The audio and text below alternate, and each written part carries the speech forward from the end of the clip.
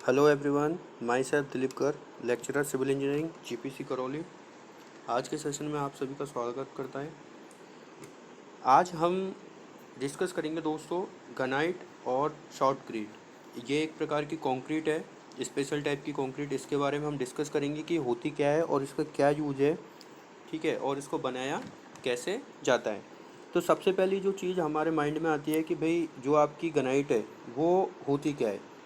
ठीक है, ये एक प्रकार का मोटार होता है, जैसे हमारी जो प्लेन कंक्रीट का मोटार होता है उसी की तरह होता है, लेकिन इसको कुछ एक्स्ट्रा एडमिक्सचर मिला के और जो इसके अवयव हैं जैसे सैंड हुई, एग्रीगेट हुए, उनकी शेप एंड साइज चेंज करके हम इसको बनाते हैं। तो हम देख सकते हैं डेफिनेशन वाइज कि granite can be defined as the mortar conveyed through a hose and pneumatically projected at a high velocity onto a surface. तो बेसिकली जो सिंपल कंक्रीट है और शॉर्टकीट या ग्रेनाइट है, इन दोनों में एक जो नॉर्मल जो हम देख सकते हैं डिफरेंस क्या है कि जो आपकी नॉर्मल कंक्रीट होती है उसको तो आप सिंपली 1.5 मीटर या 1 मीटर की हाइट से आप पोर करा देते हो, ठीक है, उसको किसी एक प्रेशराइज जेट से आप डिस्चार्ज नहीं करते। लेकिन इसमें क्या होता है, आप किसी एक हॉज पाइप के थ्रू इसको पास कराते हो और सरफेस पे बहुत हाई वेलोसिटी के साथ इसको डिस्पैच करते हो या डिस्चार्ज करते हो। वो ऐसा इसलिए क्यों, क्योंकि ये जो शॉर्टक्रीट होती है ये नॉर्मल कंक्रीट से थोड़ा सा डिफर होती है। इसको सेट कराने के लिए, इसको कॉम्पैक्ट करने के लिए हम जो हाई वेलोसिटी काम में ले रहे हो उसके थ्रू एक फोर्स जनरेट करते हैं, और उसी फोर्स के इफेक्ट में ये क्या होती है, आपकी कॉम्पैक्ट होती है। जैसा कि आगे इसमें डिस्कस किया गया है कि the force of jet impacting on the surface compact the material. जैसा कि हम अभी जस्ट ऊपर वाले पॉइंट में डिस्कस कर रहे थे कि भाई जो जेट का जो फोर्स है, ठीक है, उसके थ्रू जो आपकी कंक्रीट है या शॉर्टक्रीट जैसे ही सरफेस पे गिरती है तो उसके फोर्स के इफेक्ट में वो क्या है, अपने आप ही कॉम्पैक्ट हो जाती है। अब जो शॉर्टक्रीटिंग की प्रोसेस है, ठीक है, इसमें एक नए प्रकार का जो सीमेंट है, रेडी सेट नाम का सीमेंट है, उसको भी हम यूज़ में ले सकते हैं ग्रेनाइट या शॉर्टक्रीट बनाने के लिए। अब बात आती है कि जो ग्रेनाइट सबसे ज़्यादा जो यूज़ में लिया जाता है वो लिया जाता है जो लेस थिकनेस का जो मोटर हमें बनाना होता है, लेस थिकनेस का। आपने देखा होगा कि भाई जो नॉर्मल कंक्रीट होती है, ठीक है, उससे आपको किसी चीज़ को बनाना है तो उसकी थिकनेस बहुत ज़्यादा होती है। लेकिन इसमें शॉर्ट किटिंग में क्या होता है, एक नेट की जाली होती है, ठीक है, जाली होती है, उसके ऊपर प्रेशराइज करके हॉज पाइप के थ्रू, ठीक है, और इस कंक्रीट को प्लेस कराते हैं। नेक्स्ट जो चीज़ है, देखो, पहले जो ओल्ड टाइम था वहाँ पे इस प्रोसेस का नाम दिया गया था ग्रेनाइट, ठीक है। लेकिन जैसे जैसे डेवलपमेंट होते गए, रिसेंट डेवलपमेंट हुआ और धीरे नई चीज़ें डेवलप हुई, नया जो मशीनरी आई, नया मटेरियल है, उनमें थोड़ा सा मॉडिफिकेशन को देखते हुए आज का जो न्यू मॉडर्न जो टेक्नोलॉजी है उसमें ग्रेनाइट की जगह उसको नाम दे दिया गया क्या, शॉर्टक्रीट। दोनों का काम करने का प्रिंसिपल क्या है, सेम ही है। दोनों का काम करने का प्रिंसिपल क्या है, सेम।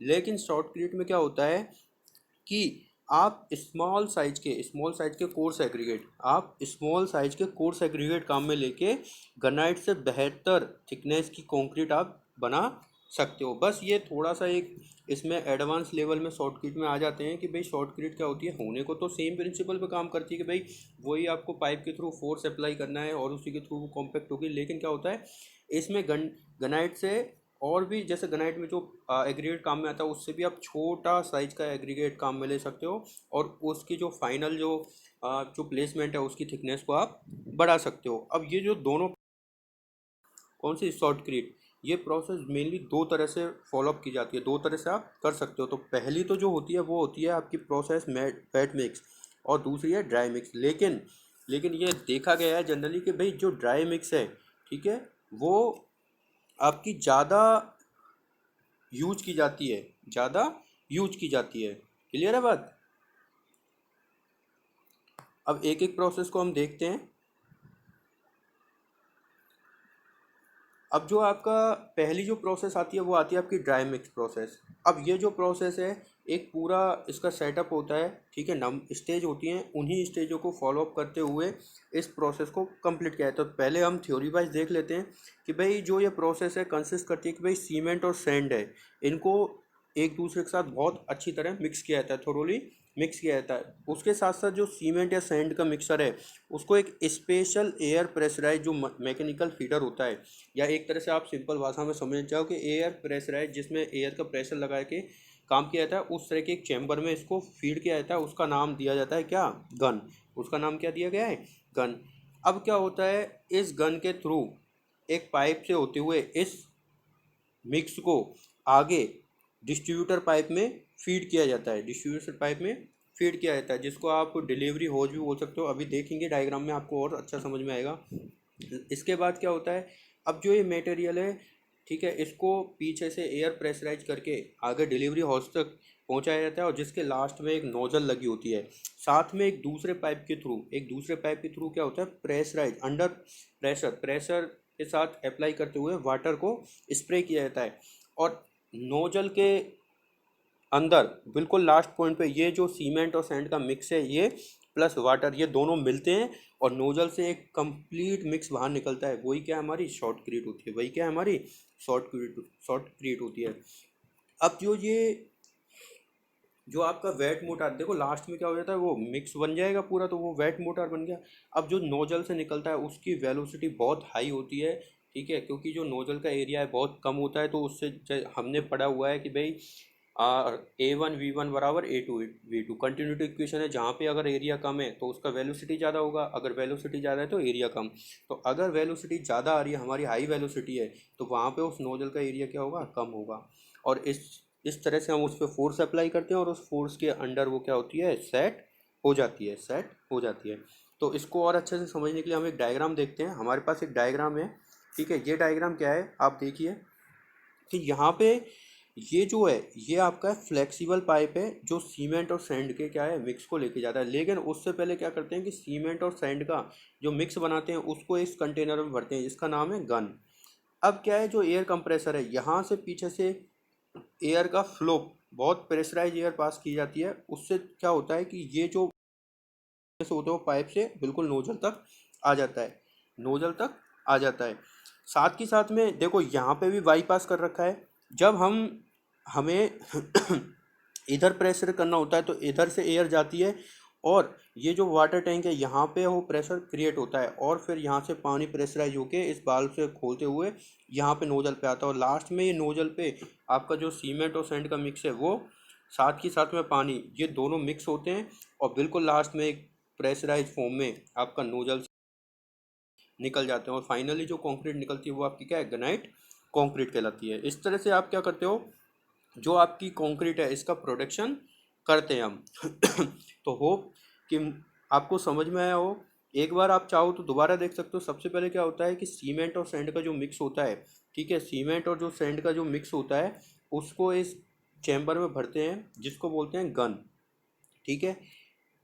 जब हमें मिक्स बनाना होता है तो क्या करते हैं, इस डिलीवरी पाइप के थ्रू हम जो मिक्स है उसको आगे बढ़ाते हैं, लेकिन साथ ही साथ में उसको बढ़ाने के लिए हम पीछे से एयर प्रेशर अप्लाई करते हैं। इस एयर प्रेशर के थ्रू ये डिलीवरी हॉज से होता हुआ नोजल तक जाता है।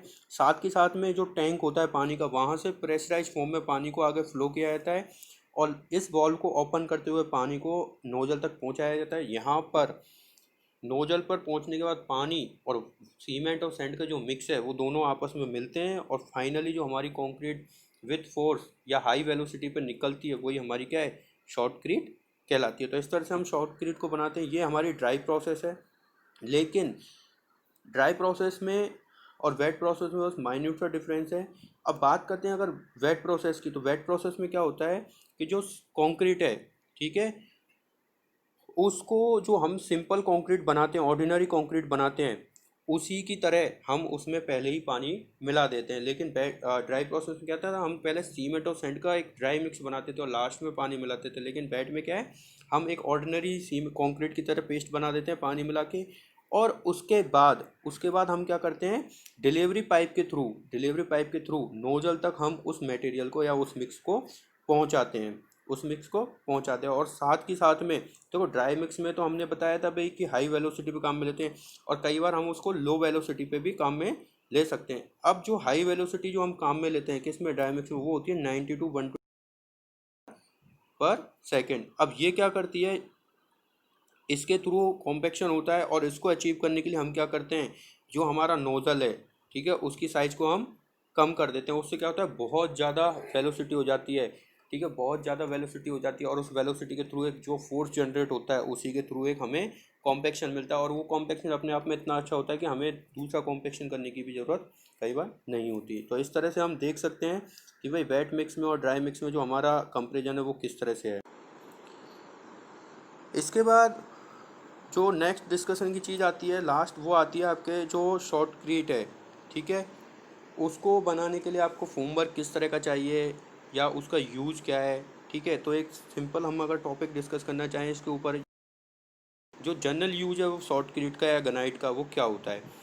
अब शॉर्टक्रीट जो प्रोसेस है उसके लिए जो आप शटरिंग या फोम वर्क बनाते हो, ये थोड़ा सा डिफर होता है किससे, जो नॉर्मल या ऑर्डिनरी जो कंक्रीट के लिए हम बनाते हैं। कैसे, जो ऑर्डिनरी कंक्रीट होती है उसमें वो जो फ्रेम बनती है वो आपकी स्ट्रक्चर के अनुरूप बनती है। अगर हम बात करें कि भाई कॉलम में बनानी है, तो कॉलम में बनाने के लिए हम क्या करते हैं, रेनफोर्समेंट कर देते हैं और उसके चारों तरफ आप फॉर्मवर्क बना देते हो, और फिर टॉप से आप क्या करते हो, कंक्रीट फिल करते हो। अगर बीम की बात करें तो बीम में हम बनाते हैं तीन तरफ से, एक नीचे की तरफ बॉटम पे लगाते हैं और दो साइड पे फॉर्म वर्क लगाते हैं, और फिर ऊपर से पोर करते हैं।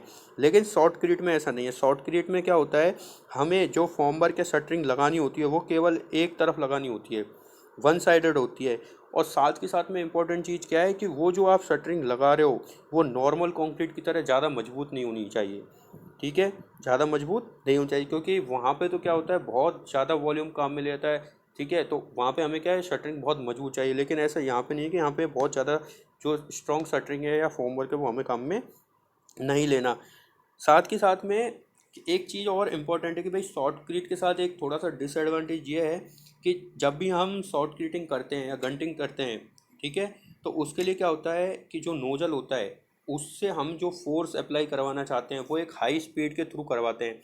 तो यहाँ पे भी अगर स्पेस का कुछ प्रॉब्लम है, जहाँ पे स्पेस कम है, तो वहाँ पे हम शॉर्ट किटिंग प्रॉपर नहीं करते हो। तो उसके लिए क्या कोड कोड का स्पेसिफिकेशन है कि भाई जहाँ पे आपको शॉर्ट किटिंग करनी है तो वहाँ से नोजल के लिए जो स्पेस रिक्वायर्ड है वो कम से कम कितना होना चाहिए, आपका 1 मीटर होना चाहिए, ठीक है। और दूसरी बात, जो मैक्सिमम रेट और डिपोजिशन है कि भाई किस रेट से आपको कंक्रीटिंग करनी है या शॉर्ट किटिंग करनी है, वो होती है 15 मीटर क्यूब पर आवर, कि भाई 1 घंटे में 15 मीटर क्यूब आपको शॉर्ट किटिंग तो करनी ही करनी है। ये किसके लिए है, फॉर ड्राई प्रोसेस। अब अगर आप बैट प्रोसेस में बात करोगे, भाई बैट प्रोसेस में तो आप बैट प्रोसेस के लिए 15 मीटर क्यूब पर आवर से भी ज़्यादा काम में ले सकते हो, काम में ले सकते हो। नेक्स्ट ये है कि भाई शॉर्टक्रीट है, ठीक है, उसको बनाने के लिए जो मिक्स बनाया जाता है उसमें सीमेंट कंटेंट ज़्यादा रखा जाता है और लो वाटर। तो कहने का मतलब क्या है कि जो वाटर सीमेंट रेशियो है, जो वाट सॉरी जो आपका वाटर सीमेंट रेशियो है वो क्या होता है, बहुत कम होता है, बहुत कम होता है। जो शॉर्ट किट बनानी होती है वो बनाई जाती है हाई सीमेंट कंटेंट पे और आपके very low water cement ratio पे। लास्ट और डिस्कशन की जो चीज़ आती है कि जो शॉर्टक्रीट होती है उसकी एक प्रॉपर्टी होती है कि भाई बहुत क्विक सेटिंग प्रॉपर्टी होती है, तेज़ी से जमती है, ठीक है। साथ के साथ में जो स्ट्रेंथ है बहुत अर्ली एज पे अपनी स्ट्रेंथ को डेवलप कर लेती है।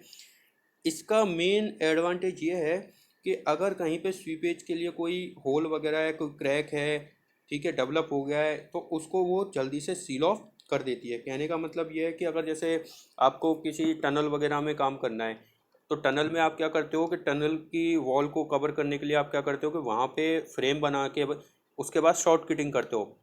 तो शॉर्ट किट करने से क्या होता है कि जो आपका रॉक है, जो टनल के अंदर रॉक है, उसमें कई बार क्रैक्स होते हैं या होल होते हैं या फिर बहुत बड़ी दरारें होती हैं। तो शॉर्ट किट के थ्रू क्या होता है या गंटिंग के थ्रू क्या होता है, वो दरारें क्या होती है, हमारी फिल हो जाती है।